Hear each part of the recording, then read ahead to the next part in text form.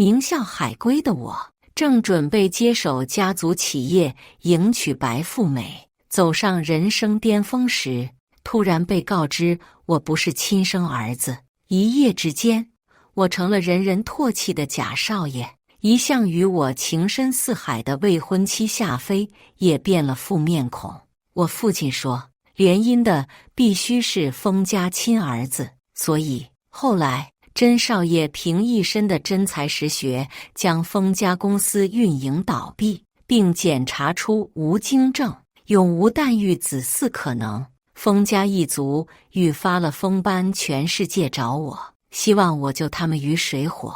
可他们不知道，在将我扫地出门的那个雨夜，我就已经被碾碎在货车轮下了。大家好，开始今天的分享之前，希望你能给人间烟火点个订阅，我将会分享更多优质的内容。下班回到家时，看见大厅内乱糟糟的，妈妈正抱着一个锅盖头虎头紧身衣的精神小伙，泪流不止。我疑惑着喊了2声妈，妈妈拍了拍那精神小伙的背，起身朝我走来，带着重重鼻音说：小静啊，听你刚才叫的那2句妈。我心里很是难受，可是再难受我也该告诉你真相，你不是我的亲儿子，封森才是。什么？我说话时嘴唇都在抖。妈妈又开始哭泣，爸爸走过来拍了拍她的背，转头道：我们知道你一时之间很难接受这个事实，27年来封家栽培你，花了很多财力心血，这些就当赠送于你了。你走吧。我在几十号人看猴一样的目光中走出家门，我茫然地走在大街上，天边劈下一道白光，紧接着豆大的雨砸了下来。我不是封家的儿子，那我是谁的儿子？此时我兜里的电话响了，掏出来一看，是夏飞。我像是抓住了救命稻草，按下接通键。夏飞。可下午还在朝我撒娇的未婚妻，现在却冷漠无比。阿静，现在谁都知道你的身世了。我父亲说，联姻的必须是封家亲儿子，所以我没有勇气再听下去，用最后一丝力气挂断了电话。耳边忽然传来一声凄厉的货车鸣笛声，还没等我反应过来，我整个人就被卷进了轮子底下，我死得粉身碎骨。由于是横死，所以我并没有来到传说中的地府，而是又飘进了曾经生活了27年的别墅。或许是心有不舍吧，我轻松地穿过了一堵堵墙，来到曾经的卧室。封森蓦地打了个哆嗦，停止抠脚，起身穿好豆豆鞋去关窗户。关完窗户，他并没有重新上床，而是四处倒腾，一会翻翻桌上的几本财经杂志，一会又摸了摸我曾经在欧洲花了3万定制的钢笔，翻到衣柜里一排的西装。他明显激动了，挑了一套胡乱套在身上。可是所有的西装都是根据我的身体尺寸定制的。封森一副长期营养不良的干瘪身材完全撑不起来，他兴奋地掏出爸妈下午刚给他买的手机，对着身上一顿拍，配上全损音质的喊麦音频，连发了20条某手视频，下面评论清一色的叫好，支持混的人。许森在哪发财呀？手拿iPhone，身穿西装。封森一脸不悦，回：我姓封，现在日落西山你不陪，东山再起你是谁？出来给兄弟撑场子，混的森。我笑了，突然觉得死了也挺好，可以随心所欲地看看这位甄少爷如何接手庞大的封氏家族企业。2天后，我飘进了5星级酒店2楼，这里正在给封森办接风酒。爸妈不，郑艳丽和封元华搂着封森在台上发表感言。封森歪着身子，嘴里吧唧吧唧嚼着槟榔。我们终于找到了封家亲儿子。这份激动的心，与在座的亲戚朋友们共享。海上生明月，天涯共此时。破碎的家终于完整了。原来曾经有我的27年，家都是破碎的吗？台下掌声雷动。曾经那些一口又一口叫着我公子的人，又开始了对封森的奉承。就连从小对我最好说我是封家最有出息的叔父，也笑得格外灿烂。台上一家三口像是电影故事结尾那般温馨美好。所有人都不知道我已经死了，也是一个假少爷而已。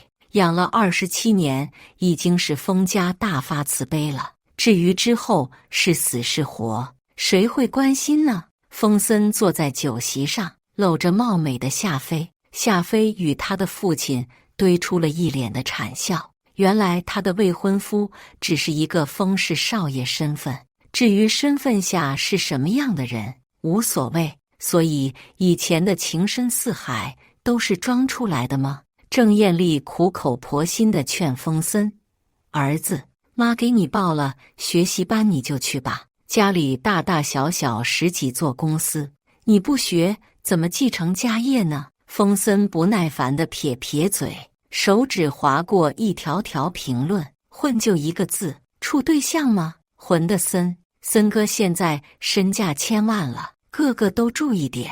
直到看见这些，他才渐渐扬起嘴角。郑艳丽出了卧室门，朝丈夫抱怨：咱儿子被养成个废人了，谁让你那天将他赶走的？留着教教我们儿子也好啊。封元华撂下脸子，不是亲生的留在家里干什么？留得越久，越容易对家产有非分之想。我封元华的亲儿子难道会比那赝品差？我原以为就算我被赶出门，27年的朝夕相处总会残留一点父子情分，直到赝品2个字才彻底将我打醒。如果他们知道我如今留在世上的只有孤魂一条了，怕是会松一大口气。我对封氏再也没有威胁了。封森天天在别墅开最大音量刷视频，在大厅动不动对保姆大呼小叫。每到饭点，2老人还没上桌，他倒是把桌上的菜全霍了一遍。我从小背着家规长大，什么食不言寝不语都是最基本的，尤其是有爷爷奶奶在的饭桌，一定要等他们上桌才能动筷。封老头子一脸宠溺：孙子，前面这20几年你过得苦了，以后想吃什么就让保姆做。封森打了个响彻云霄的饱嗝，将正嘬着稀饭的封老奶奶吓得差点一口气没上来。哎呦哎呦，大孙子，你文雅点。封奶奶一下下抚着胸口，封森听不得一点教训，尤其是这对白得的没什么感情的爷奶。别嚷嚷了，知道了。这对老人还从没受过小辈的气，可这是失而复得的亲孙子啊，他们还是忍受了下来。吃饱喝足后，封森瘫在真皮沙发上思考今天拍什么视频装逼。前2天他已经把什么古董花瓶、什么名牌手表，还有富丽堂皇的家全拍了个遍。他将目光移向正搬着文件的管家：喂，你过来。老林停下脚步：少爷，您叫我。封森此时已经举起手机，打开了摄像头。对，你过来。老林走过去：家人们，今天就带你们看看真少爷的生活。评论区那些说是我摆拍的人，等着被我打脸吧。老林听着封森的话，一脸疑惑：少爷，你有什么事儿吗？封森将镜头往上对准老林，语气满是傲慢：你跪下给我穿鞋。老林是封家用了30多年的管家，全家上下都没把他当作下人来看，就连我从小到大都是叫的林叔叔。跪下。封森一脸理所当然：是啊，你跪下，没听懂吗？老林自然没有下跪，并且当晚提出了辞职。封元华吓了一大跳：“老林，你这是干什么？”老林如实告诉了今天封森让他下跪的事情，对封元华发出灵魂质问：“我不敢相信，封森真是您的亲儿子吗？他可比封静差得远，这等素质如何继承封氏集团？”封元华一听这话黑了脸：“老林，既然你要走便走，下半年的工资也给你。封森是我失而复得的亲生儿子，谁都不能诋毁他。”封元华意识到儿子在家中无所事事会让他永远成为废人，于是将他扔进了我曾经的位置上。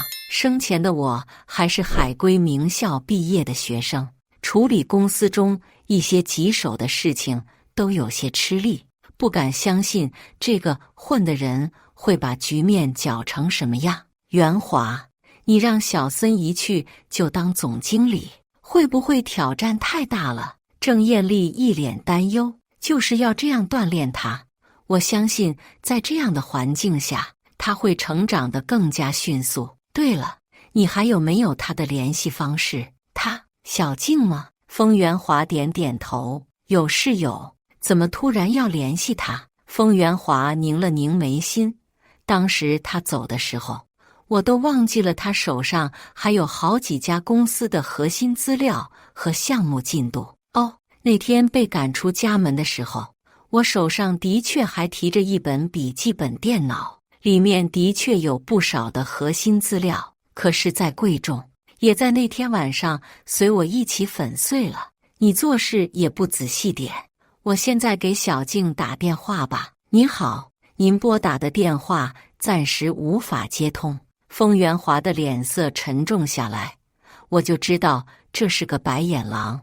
郑艳丽也心急了起来，我就说事情要缓着来，现在好了，你再去找他，他未必肯给你这些东西，他敢不给我就打官司。我忍不住冷笑：封总，您是要去阎王跟前与我打官司吗？封森大摇大摆地走进公司，员工们还以为打哪来的混混，聚在一起窃窃私语，直到副经理王随通知大家停下手里的活，都过来通知个事儿。众人走上前，封森从现在开始是我们的正式总经理了。大家面面相觑，刚才还以为是混混，现在却忽然成了顶头上司，全体懵逼了。啊，请问副经理，他是封静的弟弟吗？是啊，封总好几天没来公司了，是又出国了吗？我突然有点欣慰，没想到关心我去处的还是一些手底下的员工。王随也表示很疑惑，他只接到总裁通知说他的儿子要来公司历练，却不知道内情。封经理，您是封静的弟弟吗？封森噗的一声吐出嘴里的槟榔渣，却因为力度过大，弹到了一个南方小姑娘的头顶上。小土豆捂着脑袋，尖叫着跑到厕所去了。你们都给老子听好了，我不是谁的弟弟哥哥，我是封家独子，亲生独子。那个什么封静啊，是个在我家混吃混喝了20多年的无赖。无赖，我听着这2个字忍不住发笑。我在公司的每一天都在兢兢业业工作，刚回国1年就拿下了一个出口外国空调的项目，底下一家本来摇摇欲坠的公司就此稳住了脚跟，还利用信息差，用国外的技术打开了一片国内市场。公司依靠我带进来的产品，才有了如今发展的越来越好的局面。即使我不是亲生的，我也没有一口饭是白吃的。面对甄少爷的诋毁，身为亡魂的我什么也做不了。什么？众人瞳孔地震，即使再怎么不相信，也只能接受新总经理来了的事实。我曾经的女助理爱心拿着合同跑到办公室，封经理，这有个合同，需要您签字，客户正在茶水室等着。封森闻了闻空气中香甜的香水味，爱心白嫩纤细的手指放在桌上，让他心猿意马。他拿过合同时，顺便摸了一把助理的手。爱心尖叫了一声：“经理，请你注意点。”风森邪魅一笑：“女人，你在装什么？被我风森摸是你的福气。”爱心眼眶蓄满泪水，噔噔噔地跑了出去。风森拿起合同，翻来翻去，终于找到了签字的地方。他看来看去，还是觉得乙方2个字顺眼一点，于是大手一挥，签在乙方下面。我这下是真笑出来了。我要是还活着，哪能看见甄少爷出这么多洋相啊？风森抱紧身子，打了个寒战。王随进来拿合同，一看瞬间两眼一黑。这时风森的手机响了起来，是龙你给我盘着，是虎你给我握着。风森按下接听键：“哥们，到哪了？你公司楼下呢？进来。”10几个精神小伙丧尸般涌进公司大门，2个保安大叔使出浑身的劲才挡住。风森下楼一看，嘿，兄弟们居然被挡在了门外，立即大吼了一声：“谁敢动我兄弟？”保安大叔懵了：“风经理，他们是您的兄弟。”“是啊，还不把门打开？”50岁的客户刚签完合同，转个身就撞到了其中一个混的人。风森顿时火了，抓住客户的衣领：“敢惹我兄弟，你明天不用来公司了。”客户本来就有心脏病，这么一下当即瘫软在地。王随眼珠子都快掉了出来：“总经理，这可是咱们最大的客户啊！客户哪有兄弟2个字重？你们给我听好了，这都是我的兄弟。”其中一个混的人走到女员工的工位上，用2枚之间的天眼放电：“妹，今晚约吗？约你大爷！”说完，那女孩将一桌的资料扣在了他脑袋上。风森勃然大怒：“你他妈被开了！”女孩头也不回地走出公司。我笑得在地上爬不起来。好，甄少爷的本事我总算见识到了。夏飞来公司找风森，风森搂过他的肩，对一众兄弟说：“这是我的马子，你们的嫂子，记住没有？”“嫂子好。”夏飞脸上的笑僵住：“你叫我马子？”“是啊，你不是马子是什么？我是你未婚妻，你好歹放尊重点。”风森见他在兄弟们面前完全不给他面子，立马松开他的肩：“女人如衣服，兄弟如手足。夏飞，你要是不想做我马子，有的人想做。”夏飞哭着跑出公司，给他爸爸打了个电话：“爸，我不想嫁去封家了。封家现在这个儿子就是个文盲纯混混，还叫我马子，别胡闹了。我们家公司现在亏损很大，你不套紧风森，难道你还想嫁给被赶出封家的封静吗？”夏飞抱紧自己，呜呜地哭起来。我回想起曾经我与夏飞的幸福时光，一切竟然都是他为了家族利益的目标接近的我。我是该高兴自己知道了真相，还是该心疼自己心爱的女人被风森如此糟蹋呢？风元华和郑艳丽当然知道了公司的闹剧。风森回到别墅中，脸上还残留着得意。他今天可算是装了个大逼，所有的兄弟都知道他是真有一家公司了。风森，站住！风元华叫住准备上楼的风森。风森道：“爸，怎么了？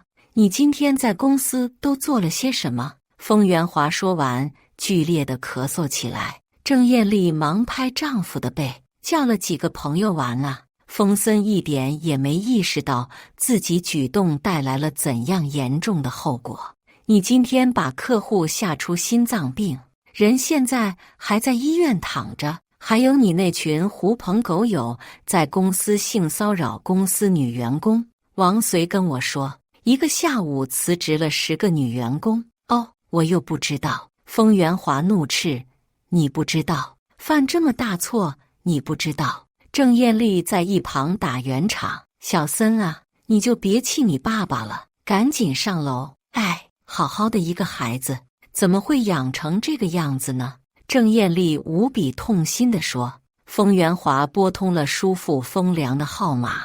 风良，你告诉我，他到底是被谁养大的？哎呦，你火气怎么这么大呀？那头语气懒洋洋的。快说，我的亲儿子被养成了这么个破样，我要找他算账。人养母早就死了2年了，我是看见他长得跟你一个模子里刻出来的，才从某某县带了回来，死了2年了。风元华的语气再也强硬不起来。郑艳丽有气无力地说：小森一时半会怕是改不过来这些坏习惯，要不叫小静回来，他从小聪明有礼貌，如果我们好好的找他谈谈，也许会回来。风元华脸上有点挂不住，说：要去你去，我反正不去。好，我去就是了。只有在局面收不了场的时候，才会想到我。如果我还活着，凭借从小风家灌输给我的孝道思想，怕是会心软，回到公司收拾烂摊子，等甄少爷服管教了，再卸磨杀驴吧。郑艳丽在微信上不断发消息，几天给我打了上百个电话，可是没有得到一丁点的回应，甚至去了派出所报警。我就这么冷漠地看着他满世界找我，他用尽所有办法都没办法联系上我，这才急了，找到风元华说：怎么办呢？我怎么也联系不上小静，都报警了。风元华说：一时半会找不到也没事，风森的婚事要举行了，在风森和夏飞结婚的那天，我还是没有勇气看爱了3年的女人和其他人步入婚姻殿堂，我选择飘去了叔父家。我之所以还愿意称他做叔父，是因为他小时候对我无比宽和，他会给我买从小被明令禁止吃的烧烤，会一遍遍夸赞我聪明。我想，虽然他将风森带了回来，可是他是出于好心，他肯定也想不到风元华会这么狠心，当天就让我滚了出去。叔父谎称不舒服，只让自己的司机带去了份子钱，而我却看见他在房间中悠然自得地喝茶。一旁的财务给他报公司情况：风总，我们的公司这半年来盈利比圆鼎多了300万。圆鼎就是风元华手下最大的公司。好啊，好啊，我大骇。风良在我记忆中十分的和善，与风元华的关系也是一等一的好。听到风元华的公司亏损了，竟然这么高兴，做生意的人多多少少有点私心吧，这也正常。他的电话响，这时忽然了起来，脸色骤然黑了下去，把财务遣了出去。喂，风良，你个畜生，说好的500万呢？那头的女人声嘶力竭：我告诉你，你别来找麻烦，风元华正找你呢。要是知道你把人亲儿子养成了废人，不打死你算好的。这是什么情况？之前在电话里不是说风森的养母已经死了吗？风良轻飘飘挂了电话，甚至打开了 CD 机，惬意地欣赏起了纯音乐。阴谋，很大的阴谋，可奈何我只是魂魄，纵然能在屋子里穿梭自如，却翻不到任何线索。我不甘心地在风良家里待了3天，依然一无所获后，我才又重新飘进了那栋别墅。风森和夏飞正在大吵大闹，你都结婚了，还去夜场干什么？把我当摆什么？风森当即甩了夏飞一巴掌，他脸上留下鲜红的5个指印。你竟然敢打我！女人不服管就该打。风森对夏飞的崩溃视若无睹，转头又开着迈巴赫去往了夜店。夏飞独守空房，给自己的母亲打去了电话：妈，这日子我真过不去了，他真是哪点都比不上风静啊！闺女，你忍忍，抓紧怀个孩子，套住他，咱们好歹还有风氏这棵大树可靠啊！风元华一半哄一半骂，才让风森学了点知识，可他脑子完全没有开化，经常听课听到一半就呼呼大睡，口水流一桌。而夏飞这边备孕了半年都没有怀上，他妈妈为这事骂了他好几次，他不得已去医院做了个检查，发现自己什么问题都没有。夏小姐，要不您带你先生来看看吧。夏飞半哄半骗地将风森带到医院做检查，检查结果一出，夏飞吓得手都抖了。风森患有无精症，也就是说这辈子他都怀不上风家的重了。风家得到这个消息后，全家宛如晴天霹雳。风元华和其父亲是最有宗族意识的人，这意味着他们风家断后了。风老头子当即晕死在大厅，在医院醒来后，老脸全是泪痕，大叫：我死后怎么见祖宗啊？哎呦呀，我要成了风家的罪人了。风元华铁着脸一言不发。风元华开始满世界找我，他运用手底下的关系查了我的行程，可是我没有出国出省，甚至没有出事。他冒着冷汗喃喃自语：去哪了？究竟去哪了呀？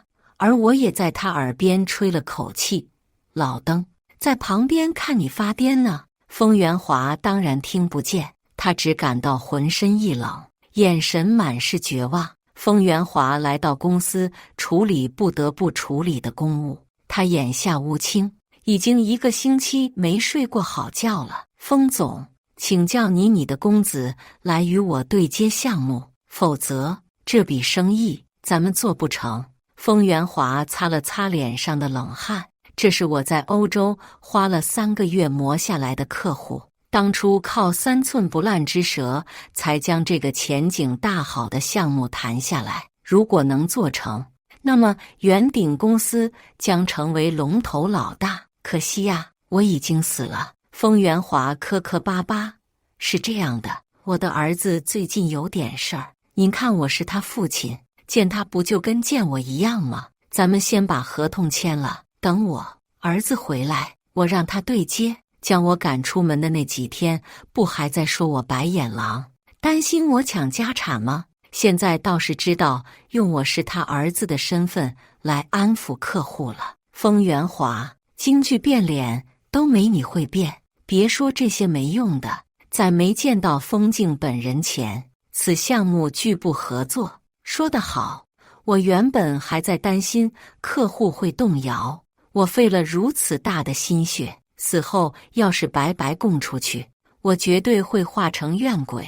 客户气冲冲地离开公司，风元华脑子一团乱麻，坐在沙发上，神情痛苦地捂着脑袋。风森前2天又闯了大祸，一个客户篡改了合同，而风森看都没看就签了合同，导致公司无缘无故亏损上百万。那家公司已经一只脚踏进倒闭了，而由我经手的项目即将启动，可核心技术还在我的电脑里，客户这头又必须见到我本人，一桩桩一件件反复挑战他的承受能力。风总，风总，不好了！嚷嚷什么？风元华控制不住的大吼：对不起，风总，到底出什么事儿了？下面有个女人在拉横幅，说是少爷的养母，说风家抢走了少爷，还不付赡养费，好多人聚在底下看热闹呢。我听到这个消息，立马飘到公司外面的上空，果然下面的广场上乌泱泱一群人。儿子，你给妈几万块钱吧，妈过不下去了。一个衣衫破烂的女人死死抓住风森的手，风森嫌恶地甩开她的手：你不配叫我儿子，许森，你真是个白眼狼，亏我养你这么多年，大家快来看啊，风家少爷翻脸不认人了。封家少爷是个白眼狼啊！啊，我的命怎么这么苦啊！女人开始在地上撒泼打滚，这一举动引来了更多好事者。许多人举起手机，将这滑稽的一幕拍了下来。给我闭嘴！老子姓封，不姓许。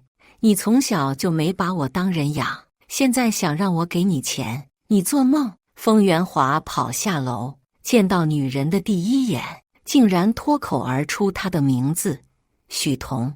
怎么是你？封元华。许彤跑到他面前，狠狠啐了他一口。封元华抹去脸上的唾液，一个巴掌将许彤扇倒在地。郑艳丽也赶到现场，她见到许彤后捂住了嘴巴：“是你偷走了我的儿子。”许彤癫狂一笑：“哈哈，你当初偷了我的男人，我怎么不能偷你儿子呢？”郑艳丽捂住胸口：“你明明你才是小三，怎么能说我偷了你的男人？你知不知道，你跟封元华苟且的时候，我刚怀上我的孩子啊！”吃瓜群众开始窃窃私语：“哎呦，封氏居然有这么大的丑闻，这不叫记者来，明天绝对上头条啊！你以为只有你怀了孩子吗？我也怀了呀，还比你早生10天呢！”哈哈哈！封元华听到这句话，一个箭步冲到许彤面前，抓住他的衣领，将他微微提离地面。“你再给我说一遍，你也生了孩子，男的女的？”许彤笑嘻嘻道：“当然是男孩，是封静，是封静。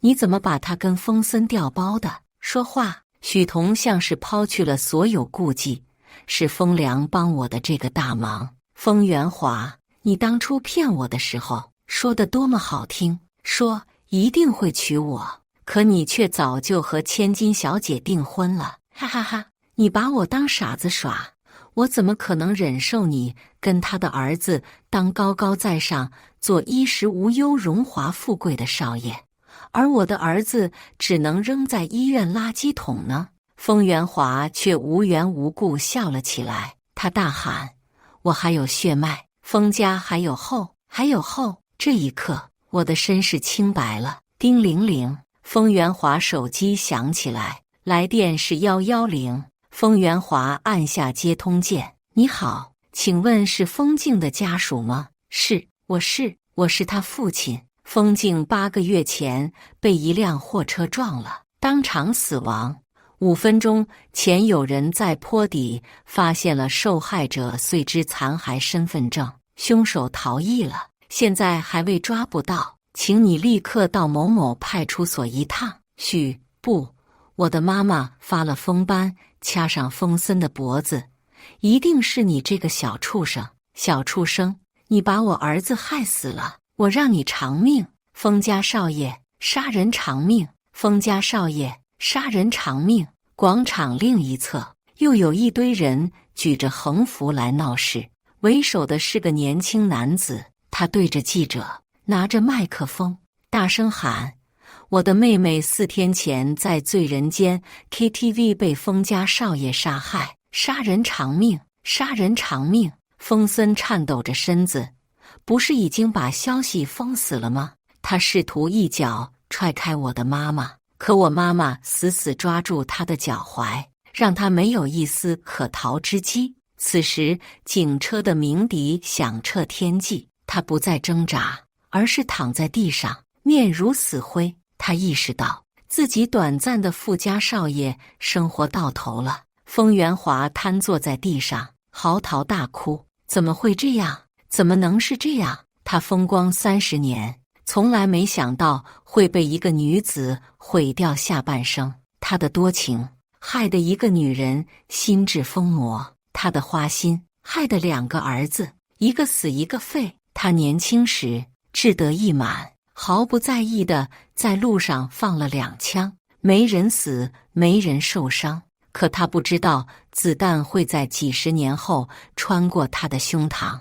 我忽然看向艳阳高照的天，我的执念在这一刻烟消云散，我的死惊起一大片波澜。我也知道了，我不是什么假少爷，我的魂魄飘向天空，对世间所有一切说：别让我再有下辈子了。以上就是今天分享的故事。